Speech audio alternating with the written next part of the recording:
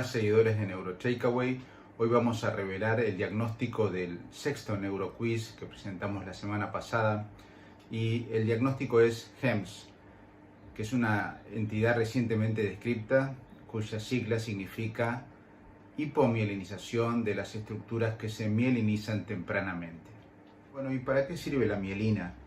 Como nos enseñaron hace muchos años, su función principal es la conducción saltatoria a través de los nodos de Ranvier y el aumento de la velocidad del impulso eléctrico. Pero también hoy sabemos que tiene un rol fundamental en el mantenimiento de los axones y esta función es bidireccional. Por ejemplo, las células de la mielina, que son los oligodendrocitos, le proveen al axón de lactato, los axones le proveen a la mielina de glutamato. También existe un rol muy importante de las células precursoras de los oligodendrocitos que se desarrollan muy tempranamente y tienen todo un sistema de maduración muy controlado. También es importante el rol de otras células, por ejemplo los astrocitos le proveen a la mielina de un factor de crecimiento derivado de plaquetas que es muy importante en su función. La microglía le provee otro factor de crecimiento como es el de la insulina, y luego los vasos sanguíneos que van a proveer, a través de ellos va a venir las hormonas tiroideas, hierro, glucosa, que son elementos fundamentales para la mielinización. Y este proceso de mielinización ocurre, como ustedes saben, de una manera muy estereotipada, con un patrón temporoespacial muy definido, pero que en los lugares donde se produce llega a tener una velocidad de 6.500 veces de multiplicación por hora. En base a todo este sistema que estamos hablando, la doctora Van der Napp en el año 2017 hizo una clasificación de las leucodistrofias basada justamente en estos distintos actores en el proceso de mantenimiento y formación de la mielina. Por un lado tenemos las enfermedades con hipomielinización, que son justamente a las cuales nos vamos a referir hoy muy brevemente, porque nuestra enfermedad de hoy pertenece a este grupo.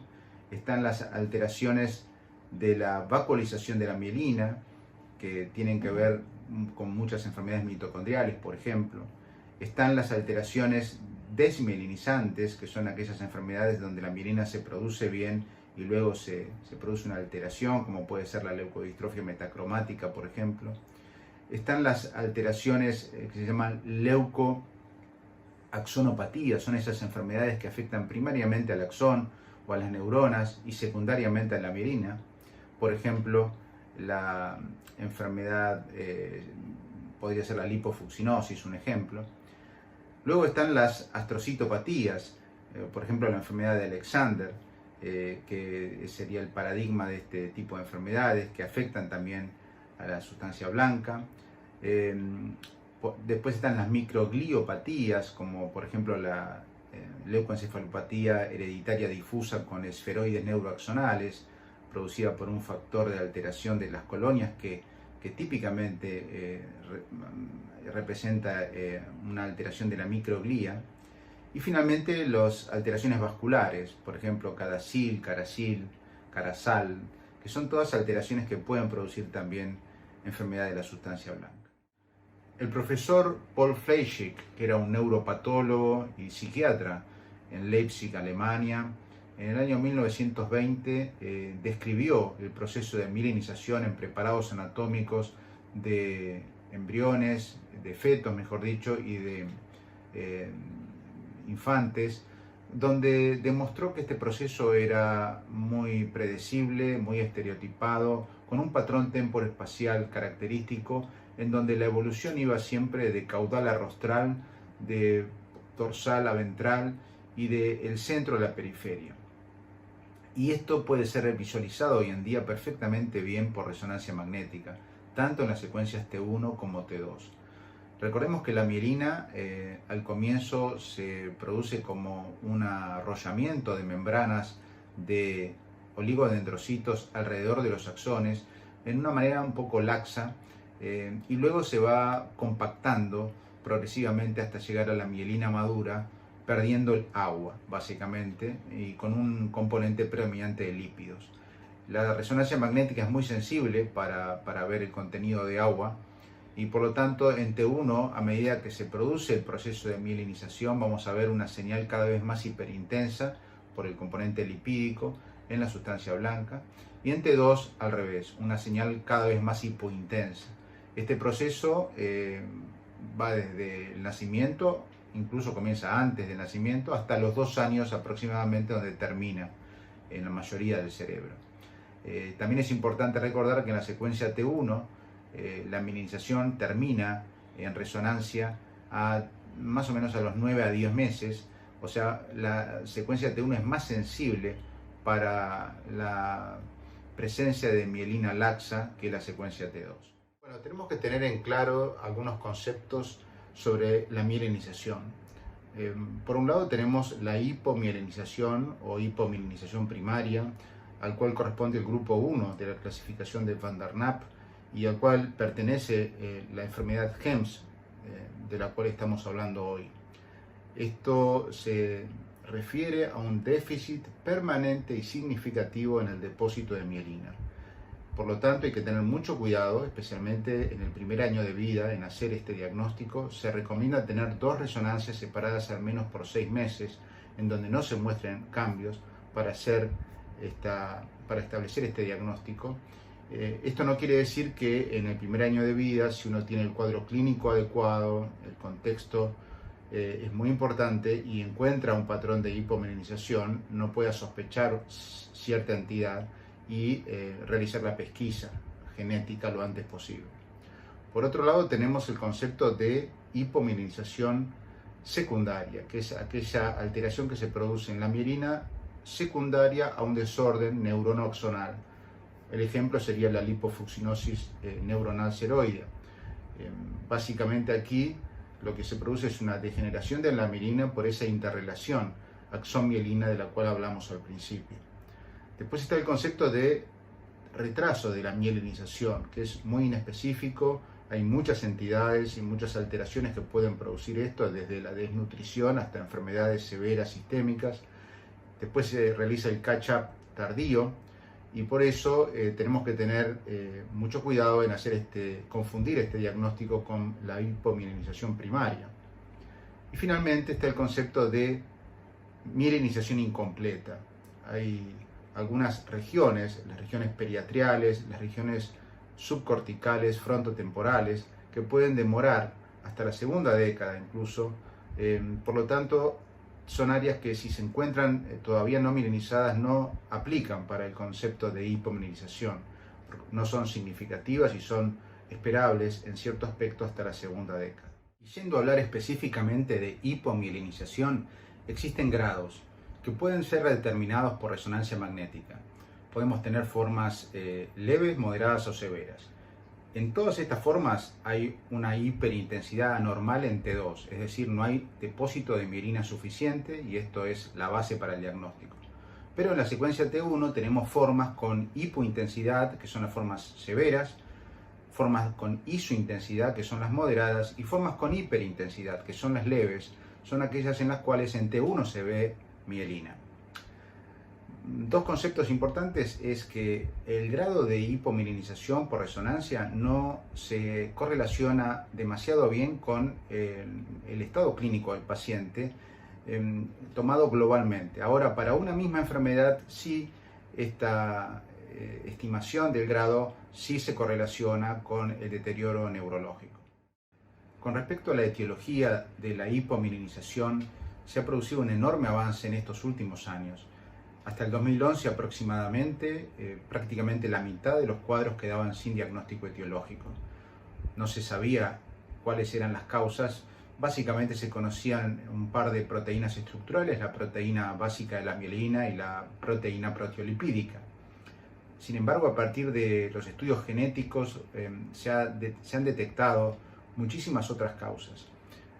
Básicamente no vamos a profundizar en todas ellas, ni mucho menos, solamente los voy a referir a este artículo de Patrick Malik de India, que junto con gente de Inglaterra explica lo que se sabe hoy en día de esta compleja situación de las alteraciones de la mielina y solamente nombrar algunas causas. Por ejemplo, se ha detectado que muchos de estos desórdenes responden a una alteración de la transcripción del ARN y de la traslación de proteínas.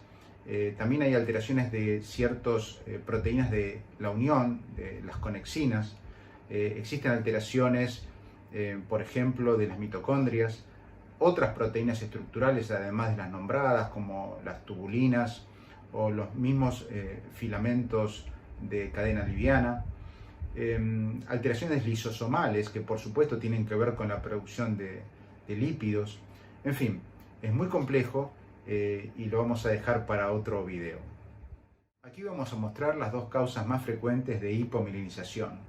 Por un lado, a la izquierda, la enfermedad de Pelizaeus-Merzbacher, que se asocia a una duplicación del gen de la proteína proteolipídica, que es la proteína más frecuente, estructuralmente representa el 50% de la mielina y produce un grado severo de hipomielinización. A la derecha, por otro lado, la segunda causa en frecuencia es el síndrome 4H, que viene de hipomielinización asociado a hipodontia e hipogonadismo hipogonadotrófico.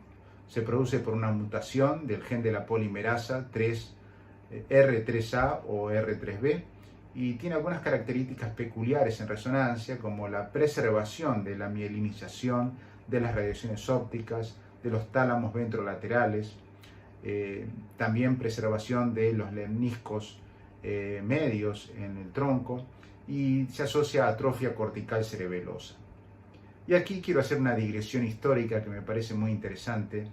El profesor Ludwig Merzbacher, alemán, neuropatólogo y psiquiatra, describió los hallazgos de neuropatología de esta enfermedad en el año 1908 en Tübingen, Alemania. Pero 2 años después, en el año 1910, estaba atravesando un problema económico muy grave, ganaba muy poco en la universidad y decidió ir a un país que en ese momento era floreciente y a una ciudad muy atractiva por entonces.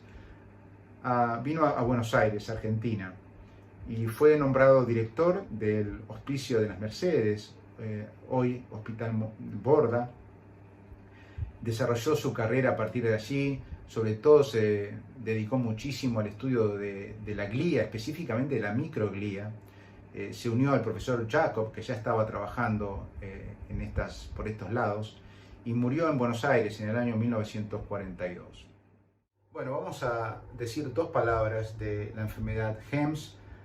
Esta enfermedad fue descrita por primera vez por el grupo holandés, la doctora Marion Steenweg, a través de una serie de casos donde encontraban como característica de la resonancia la presencia de hipomielinización de las estructuras que normalmente se mielinizan precozmente, con mielinización relativamente preservada de las que se mielinizan más tarde.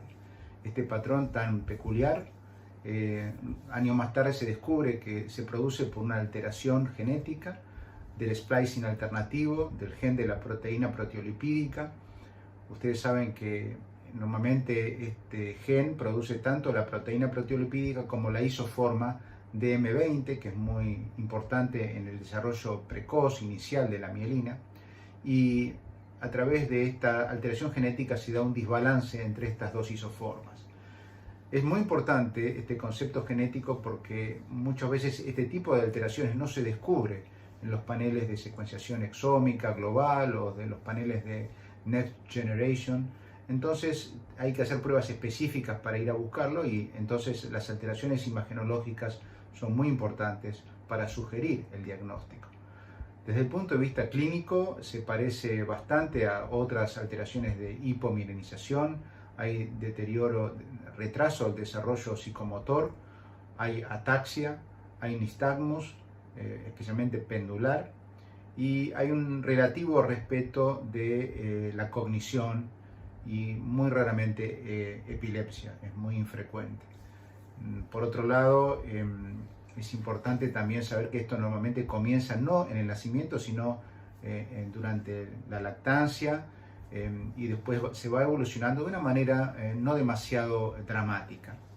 Desde el punto de vista de las imágenes, vamos a hablar ahora en las próximas diapositivas muy rápidamente.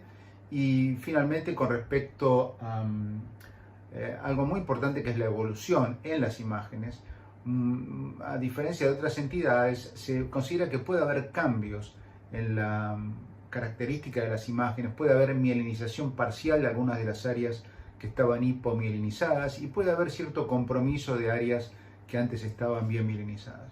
Esto es algo que está todavía en evolución porque no hay demasiados casos presentados. Y para terminar, vamos a ver de nuevo las imágenes de nuestro caso. Fíjense en esta secuencia T2 a nivel del tronco. Hay una hiperintensidad tenue, suave, como en todo proceso hipomielinizante del bulbo, de la protuberancia, principalmente de la protuberancia posterior y la parte más baja, la que está cerca del bulbo. Hay un respeto bastante claro de los tractos tegmentales centrales de la calota, que son estructuras bastante tardías en el proceso de mielinización. Y luego, a nivel cerebeloso, es muy típico el compromiso de los cilios de los núcleos dentados, que permiten detectar bien la estructura del núcleo dentado, que normalmente en un niño normal es difícil de visualizar. Por otro lado, en los cortes sagitales se observa preservación del cuerpo calloso. Ya para terminar, mostramos las imágenes a un nivel más alto, a nivel supratentorial. Aquí es muy importante el hallazgo a nivel del brazo posterior de la cápsula interna, donde se observa este patrón trilaminar, una área hiperintensa, una banda hipointensa y otra banda hiperintensa, que es típico y lo tienen todos los casos de HEMS. Al mismo tiempo vemos que hay a nivel supratentorial y a nivel de la convexidad compromiso de la sustancia blanca subcortical pericentral, otra de las estructuras que tempranamente se mieliniza. Y con esto damos por terminado esta presentación. Quiero contarles que NeuroTakeaway ha llegado a 1K de suscriptores, lo cual es un halago, es un gran estímulo, pero también conlleva una gran responsabilidad, y les agradezco mucho por el apoyo. Hasta la próxima.